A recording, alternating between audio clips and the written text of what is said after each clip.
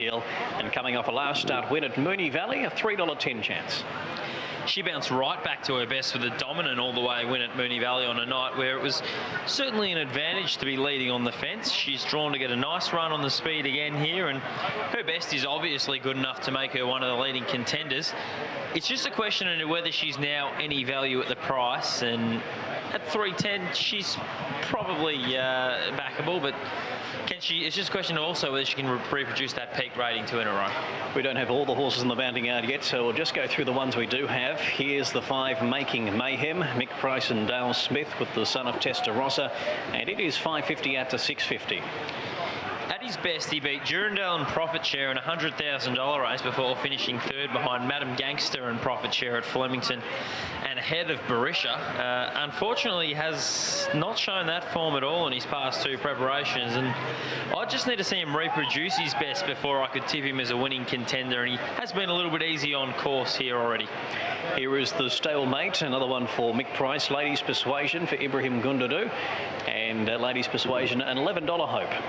She steps up in grade following a narrow win in a much weaker race at Echuca. She's drawn to again get the run of the race here, but I just don't think she's any value at the price, and there's probably stronger winning chances for mine. Moving on to the 10, this is Eat the House Down, a horse that normally sits back in its races and comes on strongly for Catherine Martindale and Sally Wynn at $26.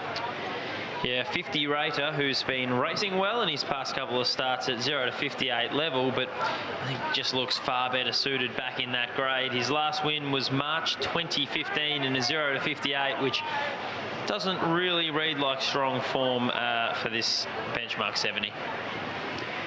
And next we have the 11 Shanghai Rooster, Reg Manning and Nathan Punch. Nathan to help out with a claim. It's 100 to 1. 48 Raider here, who was beaten a long way by Pepperjack last start at Cranbourne, and for mine would be much better placed at non-tab or picnic level. Now let's go back to the top and the ones that we've missed. Still waiting on a few to come into the mounting yard. There's no number 1 Bob's Hope yet, so the 3 second option. This is for Peter Moody and Regan Bayliss, and it is $3.20 out to $3.60. Moody stable in good form with a double at Sandown yesterday. Second option's been really solid in all 3 of his runs this preparation in this grade. He wasn't far behind Holy Fire in his latest start at Donald, where he probably should have gone very close after the jockey opted to go really wide on the home turn and the winner stuck to the fence and cut the corner. From the good draw today, he certainly looks one of the leading contenders and will be pretty hard to beat. Now to the 4 Holy Fire coming out of that same race at Donald, Henry Dwyer and Jacob Rule. Holy Fire is a $6.50 chance.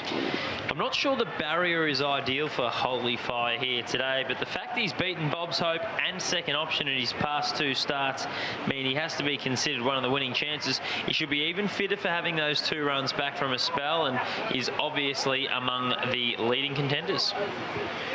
And we're still waiting for the 1 Bob's Hope. No sign of it in the mounting yard yet. So when we do see it, we'll provide you pictures and an assessment of it. Actually, Ben, I'll get you to talk about it, and then we can just show you Bob's Hope when it does appear. But its chances, it's currently $6. Well, Bob's Hope's a lightly raced 4-year-old who steps up in class following a really strong win last start at Kyneton. Holy Fire did finish ahead of him, as I said earlier, at Cranbourne 2 starts ago, but Bob's Hope was most unlucky there and probably should have won that race. I think he looks one of the leading contenders in this race. I think he's the one to beat, and it's $6 here on course. He's each way odds and definitely backable each way. I think he's the best value in the race, actually, and should get a lovely run in transit from the draw. So yeah, great value for mine, the 1 Bob's Hope. And there it is. We saw it out the back, and it's now making its way into the mounting yard. Horse number 1. Daniel Stackhouse looking for 5 winners today. It's a remarkable feat. I mean, I know he said in his post-race interview for the last winner that he's ridden 5 before, but to ride 4 on any card, it's a tremendous effort.